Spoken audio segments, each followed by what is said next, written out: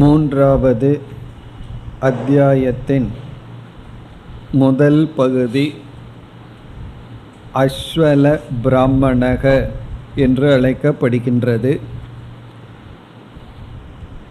இந்த அஸ்வல பிராமணத்தில் 10 மந்திரங்கள் இருக்கின்றன. அதில் முதல் 2 மந்திரங்களில் இந்த முழு அத்தியாயத்துக்கான கதை வந்தது. சென்ற வகுப்பில் அந்த கதையை நாம் பார்த்து முடித்தோம். இந்த கதையிலிருந்து நமக்கு என்ன கருத்துக்கள் கிடைக்கின்றன என்பதையும் பார்த்தோம். பொதுவாக கதையிலிருந்து கிடைக்கின்ற கருத்து என்று வரும்பொழுது வித்யா ஸ்துதி என்று சொல்லப்படும். இங்கு எந்த ஒரு ஞானம் கொடுக்கப்படுகின்றதோ அதனுடைய பெருமை கதையிலிருந்து பொதுவாக பேசப்படும். இங்கு ஜனகர் யாகத்தை செய்யும் பொழுது அங்குள்ள பிராமணர்களில் யார் நன்கு கற்றறிந்தவர்கள் என்று தெரிந்து கொள்ள விரும்பி, யார் பிரம்மிஷ்டர்களோ அவர்கள் இந்த 1000 பசுக்களை அழைத்து செல்லலாம் என்று கூற, யாரும் வராத காரணத்தினால் யாக்ஞவல்யர் முன்வருகின்றார், பசுக்களை எடுத்து செல்கின்றார். மற்ற சில பிராமணர்கள் யாக்ஞவல்யருக்கு அந்த தகுதி இருக்கின்றதா என கேள்விகளை கேட்க ஆரம்பிக்க அவர் பதில் சொல்கின்றார். இதுதான் இந்த 3வது அத்தியாயத்தினுடைய சாரம். இங்கு தானத்தினுடைய மகிமை, சத்சங்கத்தினுடைய மகிமை, வித்யா பிராப்தி உபாயம், வித்யை எப்படி அடைய வேண்டும், இதெல்லாம் கதையிலிருந்து கிடைக்கின்ற கருத்துக்கள். இனி நாம் முதல் 3 பிராமணங்களினுடைய சாராம்சத்தை மட்டும் பார்க்க போகின்றோம். 4வது பிராமணத்திலிருந்து தான் நமக்கு வேதாந்த விஷயமான கேள்விகள், அதற்கு தகுந்த பதில் வருகின்றது. முதல் 3 பிராமணங்களில் உபாசனை அல்லது வேல்யூஸ், நற்பண்புகள் சம்பந்தமான கேள்வி பதில் வருவதனால் சாராம்சத்தை பார்ப்போம். இப்பொழுது நாம் முதல் அஸ்வல பிராமணத்தினுடைய சாரத்தை இப்பொழுது பார்ப்போம். இங்கு அஸ்வலக என்பவர் யாக்ஞவல்யரிடம் கேள்விகளை கேட்கின்றார். அதற்கு யாக்ஞவல்யர் பதில் சொல்கின்றார். இந்த பிராமணத்தில் 8 கேள்விகளை கேட்கின்றார். அந்த 8 கேள்வி என்ன, அதற்கான பதில் என்ன என்பதை சுருக்கமாக நாம் பார்க்க போகின்றோம். 3வது மந்திரத்திலிருந்து 6வது மந்திரத்திற்குள் 4 கேள்விகள் வருகின்றது. 3, 4, 5, 6 இந்த 4 மந்திரத்தில் 4 கேள்விகள். அதற்கு பிறகு மீண்டும் 4 கேள்விகள் அதற்கு பிறகு வர இருக்கின்றது. இந்த 4 கேள்விகள் என்ன என்று வரிசையாக பார்த்து அதனுடைய பதில், பிறகு மீண்டும் ஒரு 4 கேள்விகள், மொத்தம் 8 கேள்விகள். இந்த கேள்விகள் எதுவுமே நேரடியாக வேதாந்த விசாரமாக இல்லாததனால் நாம் மந்திரத்தை படிக்காம கேள்வி பதில் அதை மட்டும் பார்க்க இருக்கின்றோம். இப்பொழுது 3வது மந்திரத்தில் உள்ள முதல் கேள்வி. ஆகவே முதல் அஸ்வல பிராமணத்தில் 8 கேள்வியை அஸ்வலக என்பவர் கேட்கின்றார். யாக்ஞவல்யர் சரியான பதிலை கூறுகின்றார். அதில் முதல் கேள்விக்கு வருகின்றோம். முதல் கேள்வியானது, யாகத்தை மேற்கொள்ளும் எஜமானன் அல்லது நம்மை போன்ற சாதாரண மனிதர்கள் மிருத்யு என்ற பிடியில் இருக்கின்றார்கள். சாதாரண மனிதர்கள் மிருத்யு, மரணம் என்கின்ற பிடியில் இருக்கின்றார்கள். அந்த மரணத்தை எப்படி ஒருவன் கடப்பது, மரணத்தினுடைய மிருத்யு என்பதனுடைய பிடியிலிருந்து ஒருவன் எப்படி தப்பித்து கொள்வது, இதுதான் கேள்வி. இங்கு எஜமானன் மிருத்யுவினுடைய பிடியிலிருந்து எப்படி தப்பிக்கொள்வது. இந்த இடத்தில் மிருத்யு அல்லது மரணம் என்பதனுடைய பொருள் ஸ்வாபாவிகம் கர்ம. ஸ்வாபாவிகம் கர்ம. ஸ்வாபாவிகம் கர்ம என்றால் ராகத்வேஷத்தினால், விருப்பு வெறுப்பினால் தூண்டப்பட்டு செயல்படும் செயல்கள். ராகத்வேஷத்தினால் தூண்டப்பட்டு நம்மிடமிருந்து உருவாகின்ற செயல்கள் கர்ம. அதான் ஸ்வாபாவிகம் கர்ம. அதாவது நம்மிடமிருந்து உருவாகின்ற செயல்கள் காயிகம் வாச்சிகமான செயல்கள். குறிப்பாக காயிகம் வாச்சிகமான செயல்கள் இரண்டு அடிப்படையில் உருவாகலாம். நம்மிடமிருந்து வெளிப்படுகின்ற ஆக்ஷன் செயல்கள் எல்லாம், நம்முடைய பேச்சு நடவடிக்கைகள் இவைகளெல்லாம் இரண்டு அடிப்படையில் வரலாம். ஒன்று சாஸ்திரியம். சாஸ்திரியம் என்றால் இப்பொழுது ஒன்றை செய்யலாம் என்று நமக்கு தோன்றுகிறது. உடனே நம்முடைய மனமானது அறிவை பார்க்கும், இது சாஸ்திரத்தில் இந்த செயல் அனுமதிக்கப்பட்டுள்ளதா, இனியொருவருடைய பொருளை திருடலாம் என்று தோன்றலாம். அப்பொழுது இது சாஸ்திரம் அனுமதிக்கின்றதான்னு பார்ப்போம். சாஸ்திரம் அனுமதி கொடுப்பதில்லை என்று தெரிந்து கொண்டால் உடனே அந்த செயலிலிருந்து விலகி கொள்ள வேண்டும். அல்லது எந்த ஒரு செயல் செய்தாலும் இது சாஸ்திரத்தில் அனுமதி இருக்கின்றதா, அப்படி அனுமதி இருக்கின்றது என்று இருந்து அந்த செயலை நாம் மேற்கொண்டால் அது சாஸ்திரியம் கர்ம. அப்படின்னா அந்த கர்மமானது சாஸ்திரத்திற்கு உட்பட்டு நடைபெறுகின்றது. சாஸ்திரம்னா தர்ம சாஸ்திரம், தர்மத்திற்கு உட்பட்டு நடந்தால் சாஸ்திரியம் கர்ம. ஸ்வாபாவிகம் கர்ம என்றால் நம்முடைய வெறுப்பின் தூண்டுதலினால் தான் அந்த கர்மமானது நடைபெறுகிறது. தர்மத்திற்கு உட்பட்டு சாஸ்திரத்தினால் அந்த கர்மம் நடைபெறவில்லை. இப்பொழுது நம்முடைய நித்திய கர்ம என்று கடமைகள் இருக்கின்றது. நமக்கு விருப்பம் இருக்கோ இல்லையோ அது நம்முடைய டியூட்டி. ஆகவே சாஸ்திரத்தினுடைய தூண்டுதலினால் அந்த செயல் வெளிப்பட்டிருக்கு. ஆனால் நம்முடைய ராகத்வேஷத்தினுடைய காரணத்தினாலும் சில செயல்களை செய்து வருகின்றோம். இங்க சாஸ்திரம்னு சொன்னா வேதம் என்று மட்டும் பொருள் அல்ல.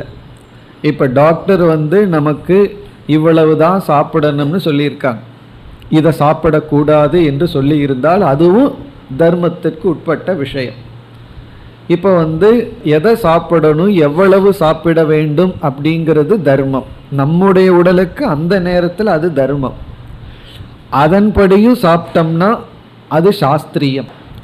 அதன்படி இல்லாமல் நம்முடைய விருப்பத்தினுடைய தூண்டுதல்ல நம்ம சாப்பிட்டு விட்டால் அது ஸ்வாபாவிகம் கர்ம.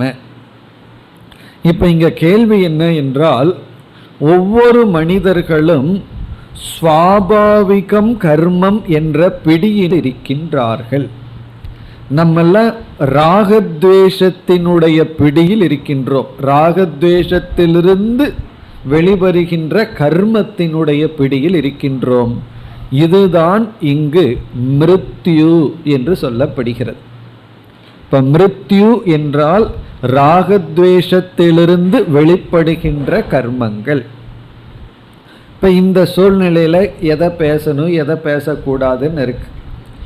எதை பேசணும் எதை பேசக்கூடாதுங்கிற அறிவின் அடிப்படையில் நாம் பேசினால் பேசாமல் இருந்தால் அது சாஸ்திரியம். அதை விடுத்து நம்ம மனசுல தோன்றுவதை பேசி விடுவது, விருப்பப்படி பேசுவது, விருப்பப்படி பேசாமல் இருப்பது, இப்படி விருப்பு வெறுப்பினுடைய அடிப்படையில் நம்முடைய காயிகம் வாச்சிகம் செயல் அமைந்தால் அது ஸ்வாபாவிகம், அது மிருத்யு. இப்போ இங்கு கேள்வி என்னவென்றால், யாகத்தில் ஈடுபட்டு கொண்டிருக்கின்ற ஒரு எஜமானன் ஸ்வாபாவிகமான கர்மத்திலிருந்து விடுதலை அடைய உபாயம் என்ன, அதுக்கு என்ன மார்க்கம், அதுதான் இங்கு கேள்வி. ஸ்வாபாவிகமான கர்மம் அல்லது மிருத்யுவினுடைய பிடியிலிருந்து விடுபட உபாயத்தை கூற வேண்டும். இதுதான் இங்கு கேள்வி. இதற்கு என்ன பதில் சொல்லலாம்? இந்த கேள்வியை வேதாந்தம் படிச்சுட்டு இருக்கிற நம்ம இடத்துல கேட்டால் என்ன பதில் சொல்லுவோம்? இப்போ அஸ்வலர் நம்ம இடத்துல இப்படி ஒரு கேள்வி கேட்குறாருன்னு வச்சுக்குவோமே, நம்ம என்ன பதில் சொல்லுவோம்? கர்மயோகம் பண்ணுன்னு ஒரே ஒரு பதில் சொல்லிடுவோம். அதுதான் மனதில் இருக்கிற ராகத்வேஷத்தை நீக்கிறதுக்கான உபாயம் கர்ம யோகம் அல்லது பக்தி. இது சாதாரணமான பதில். ஆனால் இந்த இடத்தில் யாக்ஞவல்யர் உபாசனை ஒன்றை பதிலாக கொடுக்கின்றார். ஒரு விதமான உபாசனையை குறிப்பிட்டு, இப்படிப்பட்ட உபாசனை செய்தால் மனதில் இருக்கின்ற ராகத்வேஷங்கள் நீங்கி சுவாபாவிகம் கர்ம நீங்கும், சாஸ்திரியமான கர்மத்தை செய்ய வாய்ப்புண்டு. உண்மையில் சொல்ல போனால் இந்த கேள்விக்கு பதில் நாம் ஆன்மீகங்கிற பேரில் செய்கின்ற அனைத்து சாதனைகளுமே இப்படிப்பட்ட மிருத்யுவிலிருந்து விடுதலை அடையத்தான். நம்மிடத்திலிருந்து வருகின்ற செயல்கள் ராகத்வேஷத்துக்கு உட்பட்டு இருக்கக்கூடாது, சாஸ்திரத்திற்குள் உட்பட்டு இருக்க வேண்டும். அதாவது சில சமயங்களில் சாஸ்திரியமும் ராகமும் டேலி ஆகும், அது ரொம்ப சந்தோஷம். சில சமயம் டேலி ஆகாது. அப்பொழுது என்ன செய்ய வேண்டும்? சாஸ்திரத்தை துறக்காம ராகத்வேஷத்தை துறக்க வேண்டும். இங்கு அதுதான், ராகத்வேஷத்தை துறக்க முடியாமல் அதனுடைய பிடியில் இருப்பது தான் இங்கு மிருத்யு என்று சொல்லப்படுகிறது. இதற்காகத்தான் நாம் அனைத்து சாதனைகளையும் செய்கின்றோம். ஆனால் இங்கு யாக்ஞவல்யர் ஒரு விதமான உபாசனையை குறிப்பிட்டு, இப்படிப்பட்ட உபாசனை செய்தால் மிருத்யுவிலிருந்து முக்தியை அடைய முடியும். இந்த உபாசனைக்கு இவர் கொடுக்கின்ற பெயர் முக்தி. உபாசனையினுடைய பலனான சுவாபாவிக கர்மத்திலிருந்து அல்லது மிருத்யுவிலிருந்து விடுதலை அடைவதற்கு அதிமுக்தி என்று இங்கு மந்திரத்தில் சொல்லப்படுகிறது. பொதுவாக முக்தினா ரிசல்ட், ஆனால் இங்கே முக்திங்கிறது சாதனை, அதிமுக்தி என்பது சாத்தியம். அதாவது முக்தி என்ற இந்த உபாசனையை மேற்கொண்டு அதிமுக்தி என்ற பலனை அடைய வேண்டும். இங்கு பலன் என்ன? மிருத்யு தரணம், மிருத்யுவிலிருந்து தாண்டி வருதல் அல்லது மிருத்யுவை விடுதல். இங்க மிருத்யு மரணம் என்றால் ராகத்வேஷத்துடன் கூடிய கர்மங்கள். இனி என்ன உபாசனை என்று இப்பொழுது பார்ப்போம். இங்கு உபாசனை என்னவென்றால், நாம் வியஷ்டியாக இருக்கின்ற வரையில், நம்மைய ஒரு வியஷ்டியாக இண்டிவிஜுவலாக இருக்கிற வரைக்கும் நமக்கு பரிச்சேதம், அதாவது லிமிட்டேஷன் அப்படின்னு ஒன்று தோன்றி நமக்கு ராகத்வேஷத்துடன் செயல்பட்டு கொண்டு இருப்போம். நம்முடைய அபிமானம் சமஷ்டியோடு கலந்து விட்டால் நமக்கு ராகத்வேஷங்கள் எல்லாம் நீங்கிவிடும். இப்போ நம்ம வீட்டுக்குள்ளேயே நம்முடைய வயிறு நமக்கு மட்டும் கம்ஃபர்ட் அப்படின்னு என்ன செய்வோம்? வீட்டில் இருக்கிறவங்களுக்குள்ளேயே நம்ம ஒரு பேதமையை பார்த்து வீட்டிலேயே திருட ஆரம்பிச்சிருவோம். வீட்டுக்குள்ளேயே மற்றவங்களுக்கு கொடுக்காம நாம மட்டும் அனுபவிப்போம். ஆனால் நம்ம வீடு தான் நான். நம்ம வீட்டில் யார் சாப்பிட்டாலும் யார் கம்ஃபர்டபுளாக இருந்தாலும் நான் அப்படி இருக்கேன்னு சொன்னால் வீட்டுக்காக பக்கத்து வீட்டில் திருட ஆரம்பிப்போம். காரணம் என்ன? இந்த வீட்டில் இருக்கிறவங்க நல்லா இருந்தால் போதும். சில பேருக்கு செல்ஃப் அப்படிங்கிறது தான் மட்டும்தான். அடுத்தது மேக்சிமம், அடுத்தது திருமணத்துக்கு பிறகு 2 பேர் தான். அதுக்கு அடுத்தது இப்பெல்லாம் 1 போதும் சொல்கிறாங்க, 3 பேர் தான். இதுக்கு மேலே உலகமே கிடையாது. நான், கணவனோ மனைவியோ அல்லது எங்களுடைய குழந்தை, இவங்க மட்டும் க்ஷேமமாக இருந்தால் போதும். இவ்வளவுதான் ஐடென்டிஃபிகேஷன். இதுக்கு மேலே ஐடென்டிஃபிகேஷனே கிடையாது. இதுலேயும் நான் சொல்லும்போது மற்றது 2 ரிஜெக்டட். கொஞ்சம் எக்ஸ்டென்ஷன் ஆகுது, பிறகு அதுக்கு அடுத்த எக்ஸ்டென்ஷன், இப்படியே எக்ஸ்டென்ஷன் ஆகிட்டே போகுதுன்னு வச்சுக்குவோமே. சமஷ்டி ஆகிடுதுன்னா என்ன ஆகும்? ராகத்வேஷமே இல்லாமல் போயிடும். ஆகவே மற்றவர்களுடைய நலன் என்னுடைய நலன் என்ற ஒரு புத்தி விட்டால், அப்படி புத்தி வரணும் அப்படின்னா வியஷ்டியை சமஷ்டியுடன் ஐக்கியப்படுத்த வேண்டும். அப்படி இங்கு உபாசனை என்னவென்றால் வியஷ்டியை சமஷ்டியுடன் ஐக்கியப்படுத்தும் உபாசனை. அப்போ ராகத்வேஷமெல்லாம் நமக்கு நீங்கிவிடும். வியஷ்டியை சமஷ்டியுடன் ஐக்கியப்படுத்தும் ஒரு விதமான உபாசனை. அதைத்தான் இங்கு சொல்கின்றார். நம்ம ஒரு சாம்பிளுக்கு பார்க்குறோம் எப்படியெல்லாம் அந்த காலத்தில் நமக்கு உபனிஷத்துக்களிலெல்லாம் உபாசனைகளெல்லாம் செய்யப்பட்டது, வியஷ்டி சமஷ்டியெல்லாம் எப்படி கற்பனை செய்து உபாசனை செய்தார்கள் என்று நம்ம ஒரு சாம்பிளுக்கு பார்க்குறோம். இன்றைக்கி ப்ராக்டிக்கலாக இந்த உபாசனையெல்லாம் நம்ம செய்ய முடியாது, செய்வதும் இல்லை.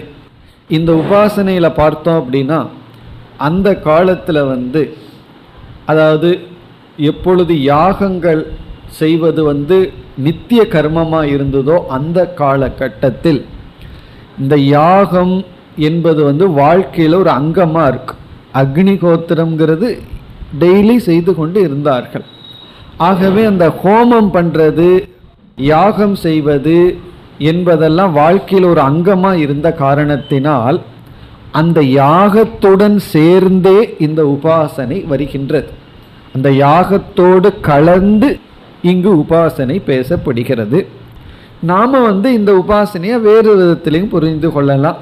இந்த உலகத்தில் இருக்கிற சமஷ்டி ஜீவர்கள் நம்ம வெஷ்டி, அதை ஐக்கியப்படுத்தி பார்ப்பது, அது எப்படி வேண்டுமானாலும் புரிந்து கொள்ளலாம். இந்த உபாசனையினுடைய ஸ்பிரிட் என்ன, சாராம்சம் என்ன என்றால், நான்கிற சொல்லுக்கு ரொம்ப லிமிட்டடான இடத்துல வச்சிருந்தா அதிக ராகத்வேஷங்கள், அதை எக்ஸ்டென்ஷன் செய்ய செய்ய, அதை சற்று விரிவுபடுத்த ராகத்வேஷங்கள் நீங்கி மிருத்யு என்கின்ற சுவாபாவிக கர்மத்திலிருந்து விடுதலை அடைய முடியும். இதுதான் இதனுடைய சாராம்சம். இனி இங்கு சொல்கின்ற உபாசனா பிரகாரம் என்ன என்று பார்ப்போம். ஒரு யஜ்ஞம் அல்லது ஒரு யாகம் செய்யும் பொழுது அதில் முதலாவதாக வருவது ஹோதா என்கின்ற ரித்விக். ஹோதா ரிக்வேதத்தை உச்சரிக்கின்ற பூஜாரி. பூஜாரினா ரிக்வேதத்தை உச்சரிக்கின்ற ஒரு ரித்விக். ரித்விக்னா யாகத்தை செய்து வைப்பவர். யாகத்தில் முக்கியமாக இருப்பவர் ஹோதா என்கின்ற ஒரு ரித்விக். அவர் ரிக்வேத மந்திரத்தை உச்சரிப்பவர். இது யஜ்ஞ சம்பந்தப்பட்டமான ஒரு வியஷ்டி. யஜ்ஞத்துக்குள்ள எத்தனையோ அம்சங்கள் இருக்கின்றது. ஒரு யாகம்னு சொன்னா அந்த யாகத்துல எத்தனையோ அம்சங்கள் இருக்கு. அதுல ஒரு அம்சம் அந்த யாகத்தை நடத்தி கொடுக்கின்ற, குறிப்பா அந்த யாகத்தில் ரிக்வேதத்தை ஓதுகின்ற ஒருவர், அவருக்கு பேரு ஹோதா. இப்ப இந்த பிரின்சிபலை அதியஜ்ஞம் என்று சொல்லப்படுகிறது. அதியஜ்ஞம் என்றால் யஜ்ஞத்துக்குள் இருக்கின்ற ஒரு வியஷ்டி தத்துவம். பிறகு நம்ம எஜமானனா இருக்கிறோமே, நாம் இருக்கின்றோம். நம்மிடத்துல எத்தனையோ பகுதிகள் இருக்கின்றது. கண் இருக்கு, காது இருக்கு, மூக்கு இருக்கு, எத்தனையோ இருக்கு. அதுல ஒரு வியஷ்டி வாக், நம்முடைய வாக். இத அத்தியாத்மம் என்று சொல்லப்படுகிறது. அத்தியாத்மம் என்றால் நம்மிடத்தில் இருக்கின்ற ஒரு வியஷ்டி. எஜமானனாக இந்த யாகத்தை செய்கின்ற எஜமானனிடத்தில் இருக்கின்ற, அவனுடைய உடல் உறுப்புகளில் அல்லது இந்திரியங்களில் இருக்கின்ற ஒரு சிறு அம்சம் வாக், நம்முடைய வாக். யஜ்ஞத்தில் இருக்கின்ற ஒரு சிறு அம்சம் ஹோதா என்று சொல்கின்ற அந்த யாகத்தை செய்து வைப்பவன், ரிக்வேத பிரீஸ்ட். இதை என்ன செய்ய வேண்டும்? அதாவது அதியஜ்ஞமான வியஷ்டி, அத்தியாத்மமான வியஷ்டி, இண்டிவிஜுவலான வாக், இந்த இரண்டையும் அதி தெய்வம் என்கின்ற சமஷ்டி தேவதா, இங்கு அக்னி தேவதை, அதோடு ஒன்றாக ஐக்கியப்படுத்தி தியானிக்க வேண்டும். மூன்றாவதா அதி தெய்வம். அதி தெய்வம் என்றால் தேவதா. இங்கு தேவதையாக எடுத்துக்கொள்வது அக்னி தேவதை. இந்த அக்னி தேவதையுடன் ஐக்கியப்படுத்தி தியானிக்க வேண்டும். அதுதான் இங்கு உபாசனா பிரகாரம். அதாவது நம்முடைய வாக் இது அத்தியாத்மம். யாகத்தில் இருக்கின்ற அதியஜ்ஞமாக இருக்கின்ற தத்துவங்களில் ஹோதா, அதாவது ரிக்வேதத்தை ஓதுகின்ற பிரீஸ்ட், இந்த இரண்டையும் அக்னி தேவதையுடன் ஐக்கியப்படுத்தி தியானிக்க வேண்டும். அக்னி தேவன்கிறது சமஷ்டியாக இருக்கின்ற, அனைத்து வாக்குக்கும் ஆதாரமாக இருக்கின்ற தேவதா, அவர் சமஷ்டி. அதுல நம்ம ஐக்கியப்படுத்தி விட வேண்டும். அப்படின்னா என்ன? நம்முடைய வாக்க சமஷ்டி வாக்குடன் ஐக்கியப்படுத்தி விட வேண்டும்.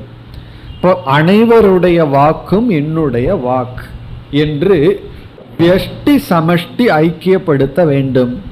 எந்த ஒரு வாக் பேசும் சக்தி எனக்கு இருக்கோ, எந்த ஒரு தேவதை பேசும் சக்தியை எனக்கு கொடுத்துள்ளாரோ, அதே தேவதை தான் உலகத்தில் இருக்கின்ற அனைத்து ஜீவராசிகளுக்கும் பேசும் சக்தியை கொடுத்துள்ளார் என்று நம்முடைய பேசும் சக்தியை, நம்முடைய யாகத்தில் இருக்கின்ற அந்த பிரீஸ்ட் அவரை சமஷ்டியில் ஐக்கியப்படுத்தி பார்க்க வேண்டும்.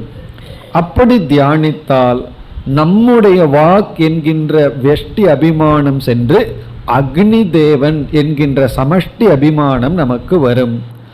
அதனுடைய பலனாக மிருத்யு அதிதரணம், மிருத்யுவிலிருந்து கடத்தல். இங்க மிருத்யுனா ராகத்வேஷத்திலிருந்து விடுதலை அடைதல். இப்படி ஒரு விதமான உபாசனை. இதுதான் மூன்றாவது மந்திரத்தில் வருகின்ற கேள்வி, அதற்கான பதில். கேள்வியானது மிருத்யுவிலிருந்து, சுபாவத்திலிருந்து தூண்டப்பட்ட கர்மத்திலிருந்து எப்படி விடுதலை அடைதல். அதற்கு நம்ம சுருக்கமாக பதில் சொன்னோம்னா கர்மயோகம் உபாசனையை மேற்கொள்ள வேண்டும். இங்கு சொல்லப்படுகின்ற உபாசனை அதியஜ்ஞமான ஹோதா, அத்தியாத்மமான வாக், இந்த இரண்டு வெஷ்டியையும் அக்னி தேவன், சமஷ்டியான அக்னி தேவனிடம் ஐக்கியப்படுத்தி தியானித்தல். அப்படி வெஷ்டியை சமஷ்டிக்குள் ஒடுக்கினால் நம்முடைய மனம் விரிவடைந்து ராகத்வேஷங்களை நாம் விடுவோம். நம்முடைய அபிமானம் இந்த உடலிலிருந்து வெளியே போகும் பொழுதே இந்த உடலுக்குள் இருக்கின்ற ராகத்வேஷமெல்லாம் நமக்கு வராது. ஏன்னா நம்முடைய அபிமானம் தேவதையுடன் சென்று கலந்து விட்டது. ஆகவே இந்த வெஷ்டியில் இருக்கின்ற ராகத்வேஷங்கள் நம்மை தூண்டாது. இத்துடன் முதல் கேள்வி அதற்கான பதில் முடிவடைகின்றது. இனி நான்காவது மந்திரத்தில் அடுத்த கேள்வி. இனி வருகின்ற கேள்வியெல்லாம் மிக சுலபமானது. அதாவது கால பரிச்சேதத்திலிருந்து எப்படி விடுதலை அடைதல். கால பரிச்சேதம் என்றால் காலத்தினால் நாம் கட்டுண்டு இருக்கின்றோம். காலத்தினால் கட்டுண்டு இருக்கின்றோம். அந்த மிருத்யுவிலிருந்து எப்படி விடுதலை அடைதல். அதாவது கால பரிச்சேதம். பரிச்சேதம்னா லிமிட்டேஷன். இந்த கால பரிச்சேதம் இரண்டாக பிரிக்கப்படுகின்றது. இதெல்லாம் ஒரு விதமான கற்பனைகள் தான். ஒன்று சூரியனால் உருவாக்கப்படுகின்ற கால பரிச்சேதம், இரண்டாவது சந்திரனால், சந்திர தேவதையினால் உருவாக்கப்படுகின்ற கால பரிச்சேதம். இப்ப சூரியனால கால பரிச்சேதம்ங்கிறது டே டைம்னு வச்சுக்குவோம். சந்திரனால வருகின்ற கால பரிச்சேதம்ங்கிறது நைட் டைம்னு வச்சுக்குவோம். இப்ப இதனுடைய அர்த்தம் என்ன அப்படின்னா, டைம்னால, காலத்தினால நம்ம பாதிக்கப்பட்டு இருக்கின்றோம். காலத்தை கண்டு பயந்து கொள்கின்றோம். வயதை கண்டு நாம் பயந்து கொள்கின்றோம். காலம் போயிடுது, காலம் தாண்டி விட்டது என்று எதிர்காலத்தை குறித்த பயம், கடந்த காலத்தை நினைத்து ஒரு வேதனைகள், நிகழ்காலத்தில் ஒரு பயம். அப்படி காலத்தை குறித்து வருகின்ற பயம், காலத்தினால் நமக்கு ஏற்படுகின்ற பாதிப்பு. அது எப்போ நமக்கு புரியும் அப்படின்னா, நம்ம செய்ய வேண்டியதோ முடிக்க வேண்டியதோ பெருசாக இருக்கும், டைம் லிமிட் ரொம்ப குறைவாக இருந்ததுன்னு வச்சுக்குவோமே. எக்ஸாம் எழுதுகிற பசங்களுக்கு தெரியும் காலத்தினுடைய வேல்யூ. சும்மா உட்காந்துட்டு இருந்தால் காலத்தினுடைய வேல்யூ தெரியாது. அவங்களுக்கும் தெரியும் பொழுது போகலையே அப்படின்னு சொல்லி காலத்தினுடைய வேல்யூ. அப்படி இந்த காலத்தை கண்டு நமக்கு ஒரு பயம் இருக்கின்றது. காலத்தினால நம்முடைய மனம் பாதிக்கப்பட்டு கொண்டு இருக்கின்றது. அல்லது அபமிருத்யு அப்படிங்கிறது நமக்கு போதிய காலம் கிடைக்காமல் இருக்கின்றது. ஏற்கனவே பகவான் நமக்கு 60 வருஷம்னு அலாட் பண்ணி வச்சிருந்தாருன்னு வச்சுக்கோமே, ஆக்சிடென்ட்டோ இந்த மாதிரி ஏதாவது ஒன்றில் நம்முடைய காலம் நம்மை விட்டு சென்று விடலாம், நம்முடைய காலம் நம்மை விட்டு பறிக்கப்பட்டு விடலாம். அப்படி காலத்தினால் நமக்கு வருகின்ற பாதிப்பிலிருந்து நம்ம எப்படி காத்து கொள்வது? சில பேர் குவாலிட்டி ஆஃப் டைமை நம்மிடம் இருந்து திருடி கொண்டு சென்று விடுவார்கள். இங்கே சும்மா உட்காந்துருன்னு சொன்னால் அப்போ என்ன பண்ணுறது? அல்லது சில கடமைகள் நமக்கு என்ன செய்து விடுவார்கள், அந்த கடமைகள்னால நம்மளுடைய காலமானது கழிந்து விடும். காலம் கழிஞ்சிடுதுன்னு சொன்னால் அதை பெற முடியாது. எதை போனாலும் நம்ம பெற்றுக்கொள்ளலாம், அதை காலத்தில் பெற்றுக்கொள்ளலாம். காலமே நம்மை விட்டு சென்று விட்டால் நம்ம அந்த காலத்தை திரும்பி பெற முடியாது. அப்படி டைம்னால நமக்கு வருகின்ற பாதிப்பிலிருந்து எப்படி விடுதலை அடைதல்? இதை உடனே ஜோதிடமாக மாற்றிடக்கூடாது. என்னுடைய நேரம் சரியில்லை, அதிலிருந்து எப்படி விடுதலை அடைகிறார்னு கேள்வி கேட்கப்பட்டு அதற்கு இங்கு உபாயம் சொல்கிறதாக நினைத்து விடக்கூடாது. அந்த கிரகத்தை பற்றியெல்லாம் இங்கு பேசவில்லை, ஜோதிடம் பேசவில்லை. இப்போ நேரம் சரியில்லைன்னா அதற்கு இங்கு என்ன உபாயம்னு சொல்லப்படவில்லை. நம்முடைய ஆன்மீக முன்னேற்றத்திற்கு காலத்தினால் வருகின்ற பாதிப்பிலிருந்து எப்படி விடுதலை அடைதல்? அப்படி 2 காலம்னு பார்த்தோம். சூரியனால் தோற்று வைக்கப்படும் காலம், அது 4வது மந்திரத்தில். 5வது மந்திரத்தில் சந்திரனால் தோற்றி வைக்கின்ற காலம். இப்படி 2 காலங்களிலிருந்து வருகின்ற பரிச்சேதம், வருகின்ற வேதனை அல்லது சோதனை, அதிலிருந்து விடுதலை அடைய மீண்டும் இதே போல உபாசனை 2. இப்போ 4வது மந்திரத்தில் சூரிய தேவனால் உருவாகின்ற தோற்றி வைக்கின்ற காலத்தினால் வருகின்ற பரிச்சேதத்திலிருந்து விடுதலை அடைய உபாசனம். இந்த உபாசனையை பார்த்தோம்னா சேம் பேட்டர்ன், இதே போல. இங்கு அதியஜ்ஞம், அதில் யஜுர்வேதத்தை உச்சரிக்கின்ற பிரீஸ்ட் அவரை எடுத்துக்கொள்கின்றோம். அத்வர்யுகு என்று சொல்லப்படுகிறது. அத்வர்யு என்றால் யஜுர்வேதத்தை ஓதுகின்றவர். பிறகு அத்தியாத்மமாக எடுத்துக்கொள்ளப்படுவது சக்ஷுகு, நம்முடைய கண். அத்தியாத்மம்னா நம்மிடத்தில் இருக்கிற வெஷ்டி, அதை கண். யாகத்தில் இருக்கின்ற ஒரு தத்துவம் அத்வர்யுகு, அது அதியஜ்ஞம். இந்த 2ஐயும் சமஷ்டியான ஆதித்ய தேவனிடத்தில் ஐக்கியப்படுத்துதல். இந்த 4 இதே போல உபாசனை தான். இப்போ 4 கேள்வி, 4 உபாசனைகள். அதில் முதல் கேள்வியை பார்த்தோம், சுவாபாவிகம் கர்ம, அதிலிருந்து விடுதலை அடைவதற்கு ஒரு உபாசனையை பார்த்துட்டோம். 2வது கேள்வி கால பரிச்சேதம், 3வதும் கால பரிச்சேதம் தான். ஆனால் 2வதுல சூரிய தேவனால் உருவாக்கப்பட்ட காலம், அதிலிருந்து விடுதலை அடைய உபாயம். அதனால தான் இங்கே ஆதித்ய தேவனிடத்தில் ஐக்கியப்படுத்துதல். ஆதித்ய தேவனிடத்தில் ஐக்கியப்படுத்துதல். எதையும் அதியஜ்ஞமான அத்வர்யு என்று சொல்லப்படுகின்ற பிரீஸ்ட், யஜுர்வேதத்தை ஓதுபவர். பிறகு நம்மிடத்தில் அத்தியாத்மமாக இருக்கின்ற சக்ஷுகு, நம்முடைய கண் என்கின்ற இந்திரியம். இந்த 2ஐயும் ஆதித்ய தேவனிடத்தில் ஐக்கியப்படுத்தி தியானித்தல். இதெல்லாம் ஒரு பாவனை. உபாசனை என்று சொன்னாலே பாவனை தான். பாவனா அப்படின்னு சொன்னால் அங்கே சத்தியம் இருக்கணுங்கிற அவசியம் கிடையாது. இமேஜினேஷன், அது உண்மையாக இருக்கணுங்கிறது இல்லை, ஞானம்தான் உண்மை. அகம் பிரம்மங்கிறது உபாசனைன்னு சொல்லிட்டு என்ன ஆயிரும், நானும் வேறு பிரம்மனும் வெறும் பாவனை தான் ஆயிரும். அப்படித்தான் உபாசகர்களுடைய மதம். அகம் பிரம்மாஸ்மின்னு உபாசனை செய்ய அவர்கள் சொல்கிறார்கள். அது ஞானம், அது உண்மை, அதை புரிஞ்சுக்கிறது. இது வெறும் தியானம். இனி அடுத்தது 5வது மந்திரத்தில் 3வது உபாசனை, சந்திரனால் தோற்றி வைக்கப்படுகின்ற காலத்திலிருந்து விடுதலை. இங்கு அதியஜ்ஞமாக இருப்பது உத்காதா. உத்காதா என்றால் சாமவேதத்தை ஓதுபவர். அதி யஜ்ஞத்தில் இருக்கின்ற உத்காதா, உத்காதான சாமவேதத்தை ஓதுபவர். பிறகு அத்தியாத்மமாக இருப்பது பிராண தத்துவம், நம்மிடத்தில் இருக்கின்ற பிராணன். இந்த இரண்டையும், உத்காதா பிராணன், இந்த இரண்டையும் வாயு தேவனிடம் ஐக்கியப்படுத்துதல். இதுல நம்ம பார்த்தோம் அப்படின்னா, சாமவேதத்தை ஓதுபவருக்கு மூச்சு பிடிக்கிற சக்தி ரொம்ப இருக்கணும். இல்லை அப்படின்னா சாமவேதத்தையெல்லாம் ஓதவே முடியாது. ஆரம்பிச்சார்னா ரொம்ப தூரம் இழுத்துட்டே போகணும். ஆகவே இவருக்கு பிராண சக்தி கண்டிப்பாக தேவை. ஆகவே இங்கே பிராணன் எடுத்து கொள்ளப்பட்டது. பிராண சக்தி வேணும்னா வெளியே இருக்கிற பிராணனை தான் வாயுன்னு சொல்கிறோம். ஆகவே வாயு தேவனிடம் ஐக்கியப்படுத்துதல். இல்லை ஏதோ ஒரு கனெக்ஷன் இருக்குது. சில சமயம் நமக்கு தெரியும், சில சமயம் நமக்கு தெரியாது. அப்படி உத்காதா என்ற அதியஜ்ஞமான ஒரு தத்துவத்தையும் நம்மிடத்தில் இருக்கின்ற பிராணன் என்ற தத்துவத்தையும் சமஷ்டி பிராணன் என்று சொல்கின்ற வாயு தேவனிடம் ஐக்கியப்படுத்துதல்.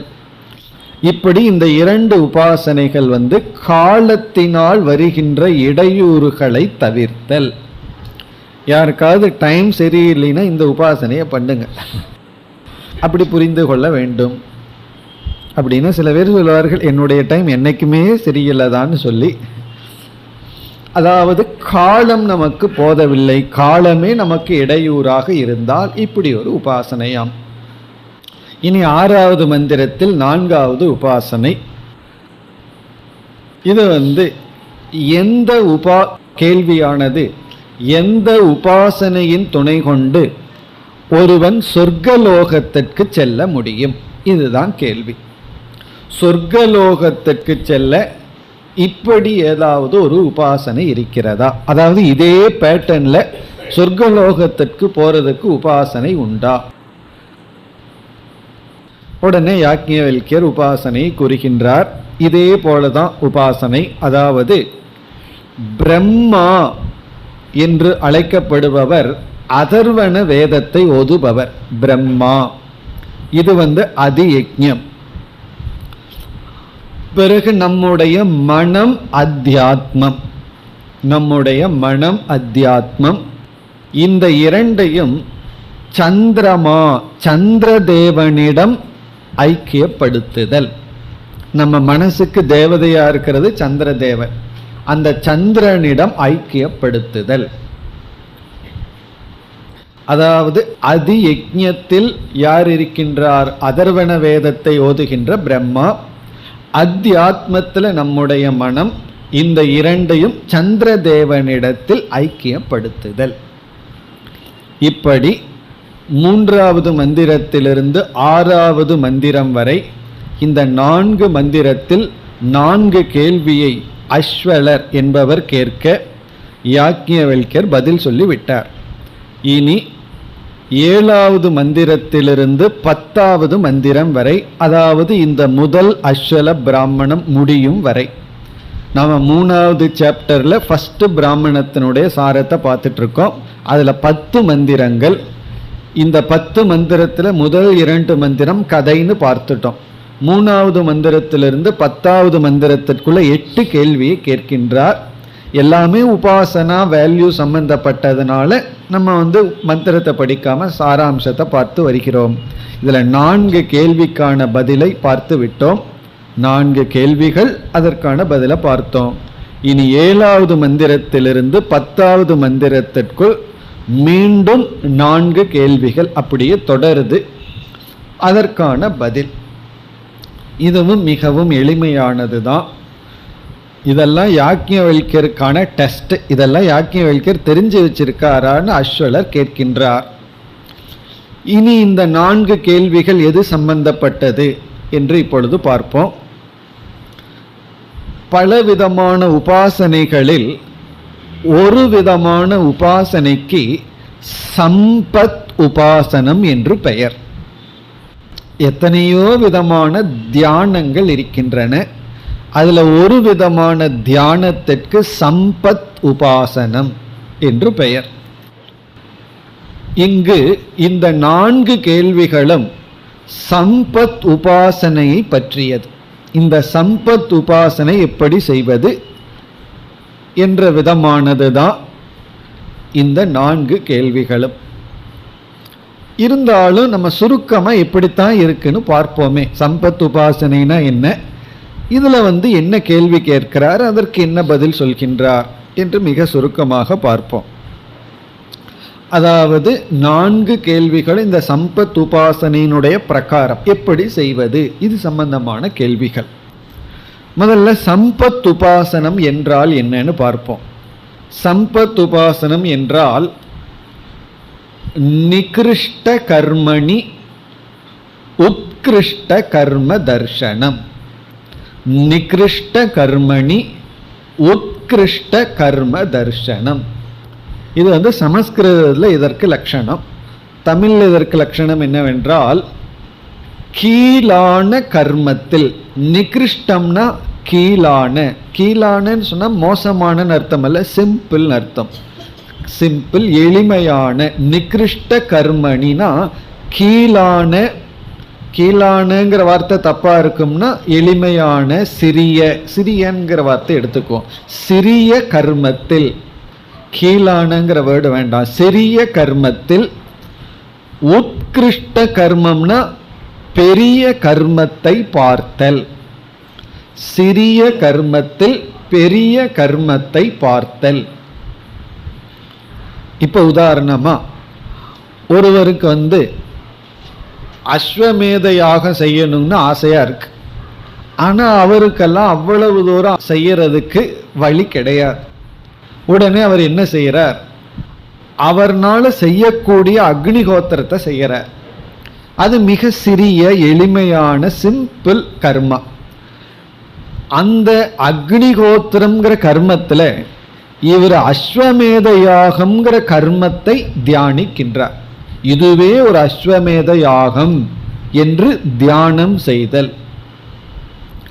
அதை விட சிம்பிளா புரிஞ்சுக்கணும் அப்படின்னா, நம்ம வீட்டில் இருக்கிற ஜலத்தை எடுத்துக்கிறோம்.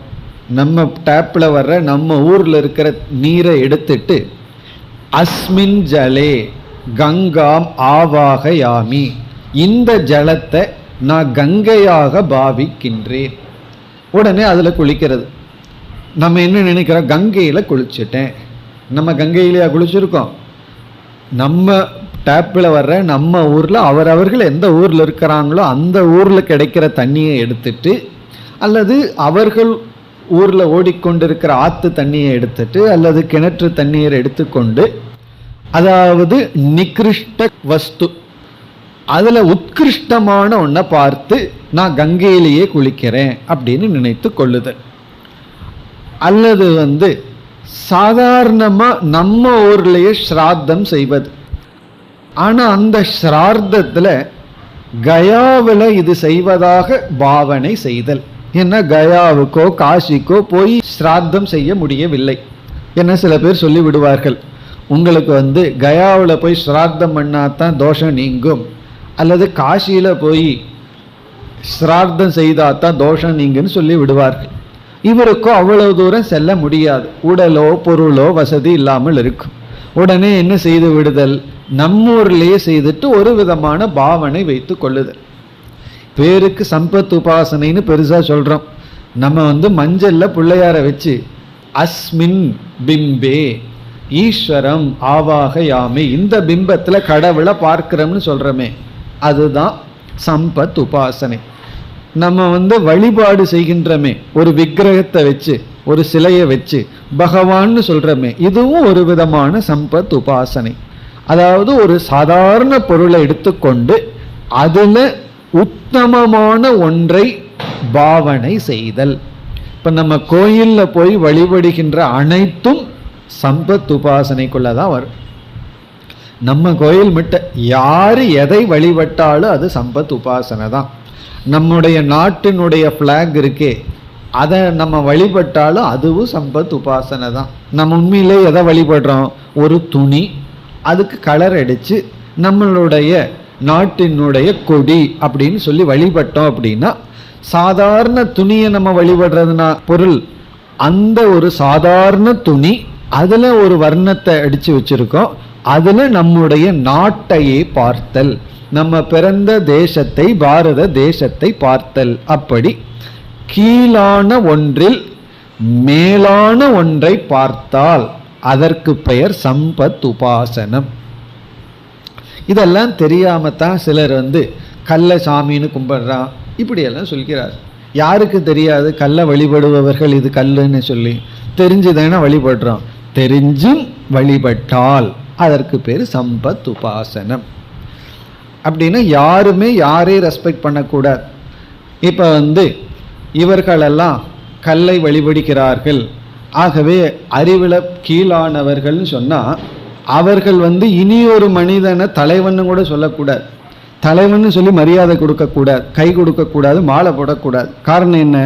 அவர் இனி ஒரு உடலுக்கு தானே மாலை போடுறாரு, இனி ஒரு கையுக்கு தானே கை கொடுக்குறாரு. ஆனால் என்ன நினைக்கிறார்? தலைவன்னு சொல்லி ஒரு மனிதனுக்கு உயர்ந்த ஒரு பாவனையை கொடுக்கின்றார். இப்போ இந்த உலகத்தில் யாருமே சம்பத் உபாசனை பண்ணாமல் இருக்க முடியாதுன்னு அர்த்தம். நம்ம சம்பத் உபாசனை தான் பண்ணி கொண்டிருக்கின்றோம். ஒரு சாதாரண இடத்தில் அதற்கு மேல் அங்கு நாம் பார்க்கின்றோம். அப்படி நிகிருஷ்ட கர்மணி உத்கிருஷ்ட கர்ம தர்சனம். அப்படி பார்த்துட்டாவே அது சம்பத் உபாசனை ஆயிடுது.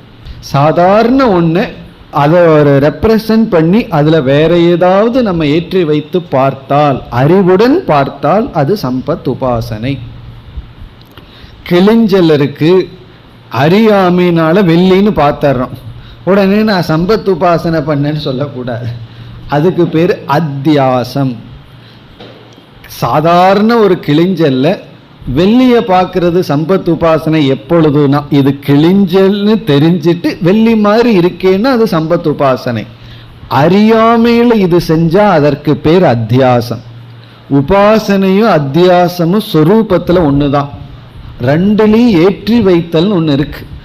தெரிஞ்சு ஏற்றி வைத்தால் அது உபாசனை, தெரியாமல் ஏற்றி வைத்தால் அது அத்தியாசம். தெரிஞ்சு ஏற்றி வைத்தால் அது நமக்கு ஒரு மேலே செல்லும் படியாக அமையும். தெரியாம ஏற்றி வைத்தால் கீழே விழுகின்ற படியாக அமையும். தெரியாம பண்ண அது அத்தியாசம், அதனுடைய ரிசல்ட் வீழ்ச்சி. வீழ்ச்சினா கஷ்டத்தை கொடுக்கும். தெரிஞ்சு ஏற்றி வைத்தால் அது நமக்கு நன்மையை கொடுக்கும். அதனாலதான் நம்முடைய ட்ரெடிஷ்னல்ல சிலதெல்லாம் வழிபாடா நம்ம ஏன் பண்றோம் அப்படின்னா, தெரியாமல்ல, அறியாமையில் அல்ல, தெரிஞ்சே நம்ம ஏற்றி வைக்கின்றோம். எல்லா இடமும் இடம்தான். ஆனால் கோயில்னு சொல்லும்போது அங்கே தூய்மையை காப்பாற்றணும், அது தூய்மையான இடம், கடவுள் இருக்கிற இடம்னு சொன்னால் எல்லாமே கடவுள் இருக்கிற இடம்தான். ஏன் கோயிலில் மட்டும் கடவுள் இருக்கிற இடம்னு சொல்கிறோம்? அதுவும் சம்பத் உபாசனை. ஒரு ஸ்தலத்தில் அதற்கு மேல் ஒன்றை நாம் ஏற்றி வைத்தல், இதுதான் சம்பத் உபாசனை. இந்த சம்பத் உபாசனை எத்தனையோ விதமான சம்பத் உபாசனைகள் இருக்கின்றன. இதுல இந்த அஸ்வலர் சும்மா எல்லாமே என்ன பண்றார்? யாக்ஞவல்கருக்கு தெரியுதா அப்படின்னு ஒரு 4 கேள்வி கேட்கிறார். யாக்ஞவல்கர் அதற்கு சரியான பதிலை சொல்கின்றார். இந்த சம்பத் உபாசனையை மிகவும் சுருக்கமா சொல்லணும்னா பாவனா விசேஷக அப்படின்னு சொல்கிறார்கள். பாவனா விசேஷம்னா ஒரு விசேஷமான பாவனையை, ஒரு ஆட்டிடியூட், ஒரு பாவனையை வைக்கிறது தான் சம்பத் உபாசனை. இதெல்லாம் நமக்கு தெரிஞ்சோ தெரியாமையோ பண்ணிட்டு இருக்கோம். நம்ம ஒருவரை உயர்வா பார்க்கிறோம் அப்படின்னா, அவர் உயர்வா இருந்து உயர்வா பார்த்தா அது சம்பத் உபாசனை அல்ல. ஒரு பொருள் அதுக்கு அப்பாற்பட்டு பார்க்கிறோம். இப்ப ஈஸ்வரன் சைத்தன்ய ஸ்வரூபமானவர். ஜடமான கல்லிலேயோ அல்லது ஜடமான ஒன்றுல ஈஸ்வரனை பார்த்தோம் அப்படின்னா அது சம்பத் உபாசனை. இந்த சம்பத் உபாசனையில இனியொரு அங்கம் என்னவென்றால், நிகிருஷ்டமான கர்மத்தில் உத்கிருஷ்டமான கர்மத்தையும் பார்க்கலாம், உத்கிருஷ்டமான கர்ம பலனையும் பார்க்கலாம். பொதுவா சாதாரணமான எளிமையான கர்மத்தில் மேலான பெரிய கர்மத்தை பார்ப்போம். சிறிய கர்மத்தில் பெரிய கர்மத்தை பார்க்கிறது, அல்லது சிறிய கர்மத்தில் பெரிய கர்மத்தை செஞ்சா என்ன பலன் கிடைக்குமோ அதையும் பார்க்கலாம். இங்கு அப்படிப்பட்ட சம்பத் உபாசனை வருகின்றது. அப்ப இங்கு வருகின்ற சம்பத் உபாசனை என்னவென்றால், நிகிருஷ்ட கர்மணி உத்கிருஷ்ட கர்ம பல தர்சனம். சாதாரணமான கர்மத்தில் மேலான கர்ம பலத்தை பாவித்தல். இப்ப இங்க எத்தனை விதங்கள் அப்படியெல்லாம் கேள்வி கேட்டு அதுல எதை தியானிக்க வேண்டும், எதை பாவிக்க வேண்டும், இதெல்லாம் கேள்விகள். நம்ம அந்த கேள்வி பதில் எல்லாம் விட்டுட்டு சுருக்கமா எந்த விதத்துல இங்கு அமைந்துள்ளதுங்கிறத மட்டும் பார்ப்போம். இதுவும் யாகம் சம்பந்தப்பட்டதாகவே இங்கு சம்பத் உபாசனை இருக்கின்றது. இங்க யாகத்துல நடக்கின்ற சில செயல்களை எடுத்துக்கொண்டு அந்த செயல்களெல்லாம் என்னென்னலாம் கேள்வி கேட்கிறார். அந்த இடத்துல 3 செயல்கள் என்னென்ன அப்படி ஒரு கேள்வி, அதற்கு பதில் சொல்றார். பிறகு அதுல எதை பார்க்கணும், இப்படியெல்லாம் கேள்வி கேட்கப்பட்டு பதில் வருகின்றது. இங்கு நம்ம ஒவ்வொன்றாக எடுத்துக்கொள்வோம். இனிமேல் 4 விதமான சம்பத் உபாசனா பார்க்க போகின்றோம். அதுல முதல் சம்பத் உபாசனை 7வது மந்திரத்தில் இருப்பது. இப்ப இங்கு யாகங்கள் நடந்து கொண்டிருக்கும் பொழுது 3 சமயத்தில் வேதத்தை ஓத வேண்டும். முக்கியமா 3 சமயங்கள்ல ரிக்வேதமானது ஓதப்படும். ஆகவே இங்கும் ஹோத்தா விடுகின்றார். ஹோத்தான்னா ரிக்வேதத்தை ஓதுபவர் காத்துட்டு இருப்பார். அவருக்கு 3 இடத்துல சான்ஸ் இருக்கு. ஒன்று, ஆகுதிகளை போடுவதற்கு முன், ஆகுதிகளை நம்ம எதை அக்னியில போடுறோமோ அதற்கு முன்னாடி சான் பண்றது, அது ஃபர்ஸ்ட் சான்ஸ் அவருக்கு. அந்த நேரத்தில் கரெக்டா அவர் ரிக்வேதத்தை ஓதிவிட வேண்டும். அதற்கு பெயர் புரோணு வாக்கியா அப்படின்னு பேர். புரோணு வாக்கியா என்றால் ஆப்லேஷன்ஸை போடுறதுக்கு முன்னாடி சான் பண்ற கர்மத்துக்கு பேரு புரோணு வாக்கியா. இவ்வளவு நாளா ஞான காண்டத்திலே இருந்தோம். இது ஒரு கர்ம காண்டத்தினுடைய டேஸ்ட், அவ்வளவுதான். புரோணு வாக்கியா. பிறகு அந்த எந்த நேரத்தில் ஆகுதிகளை, அதாவது நம்ம எந்த திரவியத்தை அக்னியில போடுறோமோ அந்த நேரத்தில் வேறொரு சில ரிக்மந்திரத்தை சான் பண்ணணும். அதுக்கு பேர் யாஜ்யா. யாஜ்யான்னா டியூரிங் ஆப்லேஷன். எந்த பொருளை நம்ம போட்டுக்கொண்டு இருக்கிறோமோ அந்த நேரத்தில் போடுவது. மூன்றாவது ஷஸ்யா. ஷஸ்யான்னு சொன்னா போட்டு முடிச்சதுக்கு அப்புறம் செய்ய வேண்டிய சாண்டிங். 3 விதமான கர்ம. இது எல்லாம் வாச்சிகம் கர்ம. அதாவது ஆப்லேஷன்ஸை போடுறதுக்கு முன்னாடி இருக்கிற கர்மம் ரிக்வேதத்தை சொல்வது, அதை போடும் பொழுது சொல்ல வேண்டிய செயல், போட்டதற்கு பிறகு சொல்ல வேண்டியது. இப்படி 3 கர்மத்தில், அதாவது புரோணு வாக்கியா, யாஜ்யா, ஷஸ்யா, இந்த 3 விதமான கர்மத்தை எடுத்துக்கொண்டு இந்த 3 விதமான கர்மத்தில் உத்கிருஷ்ட கர்ம பலனான 3 லோகத்தை தியானித்தல். போர் புவ சுவக என்கின்ற 3 லோகத்தை இந்த 3 கர்மத்தில் தியானித்தல். இது ஒரு விதமான சம்பத் உபாசனை. இனி அடுத்த உபாசனைக்கு போவோம். அதாவது 8வது மந்திரத்தில் 2வது சம்பத் உபாசனை.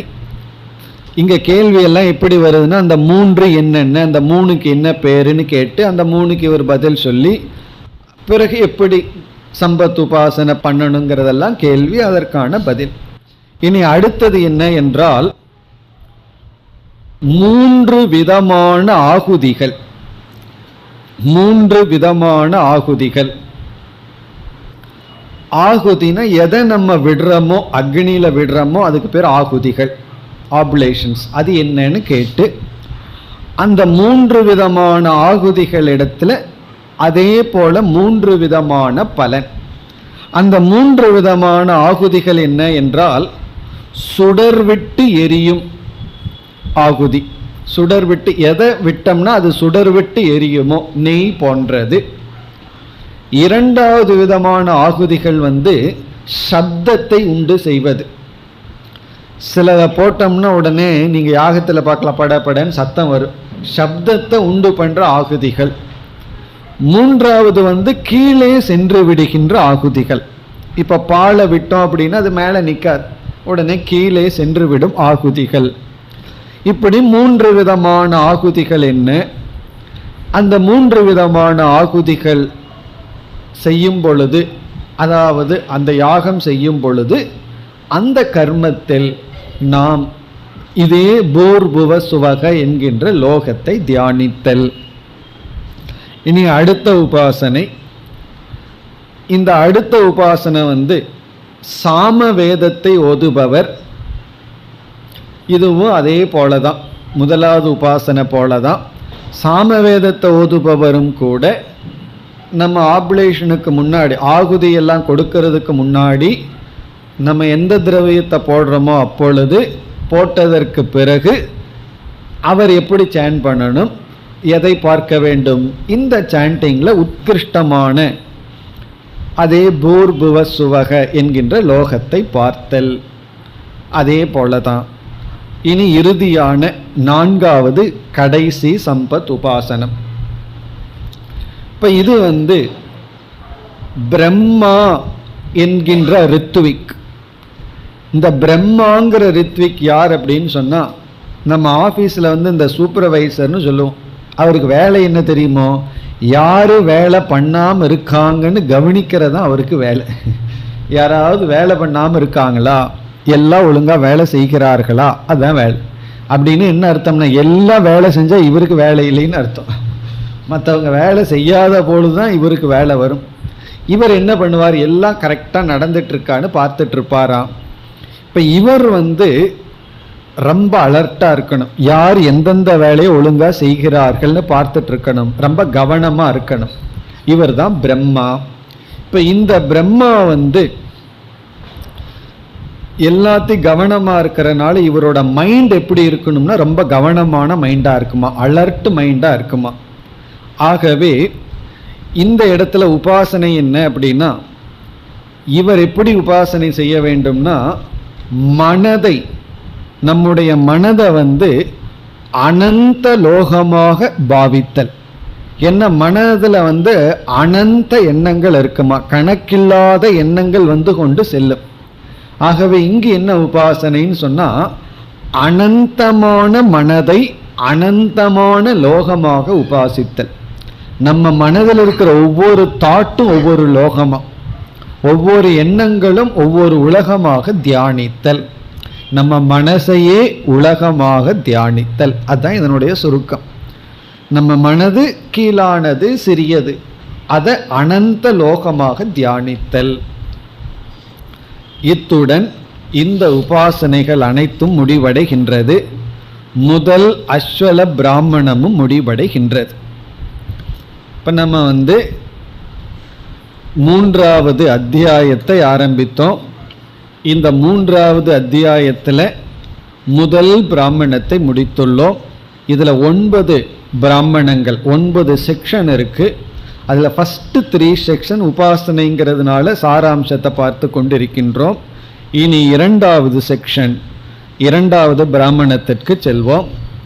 இந்த 2வது பிராமணத்திற்கு பெயர் ஆர்த்த பாக பிராமணம். ஆர்த்த பாக பிராமணம். எல்லாமே சிஷ்யர்களினுடைய பெயர்ல பிராமணம் அமைகின்றது.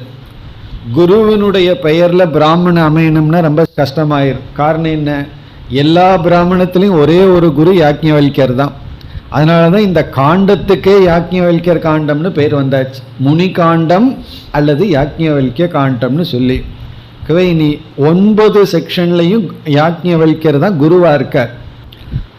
ஆகவே ஒவ்வொரு பிராமணத்திலையும் ஒவ்வொரு சிஷ்யர்கள் பேசுகின்றார்கள். அந்த சிஷ்யர்களினுடைய பெயர்ல பிராமணம் அமைந்துள்ளது. இங்கு அடுத்த பிராமணர் இனி யாக்ஞவல்யரிடம் கேள்வி கேட்கிறார். ஏன் கேள்வி கேட்கிறாங்கன்னா, அந்த கதை ஞாபகம் இருக்கணும். 1000 பசு, வெறும் 1000 பசு கிடையாது. இது கட்டோபனிஷத்துல வர்ற பசு கிடையாது. கட்டோபனிஷத்துல வர்ற பசு ஞாபகம் இருக்கோ, யூஸ்லெஸ். இது அப்படி கிடையாது. ஒவ்வொரு பசுவிலையும் 10 கோல்டு காயின் வேறு இருக்கு. இதை எடுத்துட்டு போற யாக்ஞவல்கியருக்கு ஞானம் இருக்கா அப்படிங்கிற டெஸ்ட். ஆகவே அடுத்த ஆர்த்தபாகங்கிறவர் வர்றார். அவர் கேள்வி கேட்கின்றார். இங்கு 5 கேள்விகள். இந்த 5 கேள்வியுமே ரொம்ப இன்ட்ரெஸ்டிங் கொஸ்டின், கொஞ்சம் வேதாந்தத்தோடு மிகவும் சம்பந்தப்பட்ட கேள்விகள். அவர் தான் கொஞ்சம் போர் அடிச்சிட்டார். யாரு? அஸ்வலர் தான். ஏதோ கர்மகாண்ட சம்பந்தமா கேள்வியை கேட்டுட்டார். இவர் கொஞ்சம் ஞானகாண்டத்தோட அருகில் வருகின்றார். இந்த கேள்விகளெல்லாம் நமக்கு பிரயோஜனமான கேள்விகள். ஆர்த்தபாக பிராமணம், இதுல 13 மந்திரங்கள் இருக்கின்றன, 5 கேள்விகள். இனி ஒவ்வொரு கேள்வி என்ன, அதற்கான பதில் என்னன்னு பார்ப்போம். நம்ம 5 கேள்வியும் பார்த்து அதற்கான பதிலை மட்டும் பார்ப்போம். மந்திரங்களுக்குள்ள செல்ல வேண்டிய அவசியம் இல்லை. முதல் கேள்வி, கிரகம் அப்படின்னு ஒரு சொல் எடுத்துக்கொள்ளப்படுகிறது. கிரக, கிரகம். கிரகம் அப்படின்னா நம்ம பிடிச்சிருக்குன்னு அர்த்தம். அப்படித்தானே சொல்றோம் கிரகம். அதே அர்த்தத்துல தான் சொல்ற கிரகம் அப்படின்னு சொன்னா நம்ம பிடிச்சு வச்சிருக்கிறது.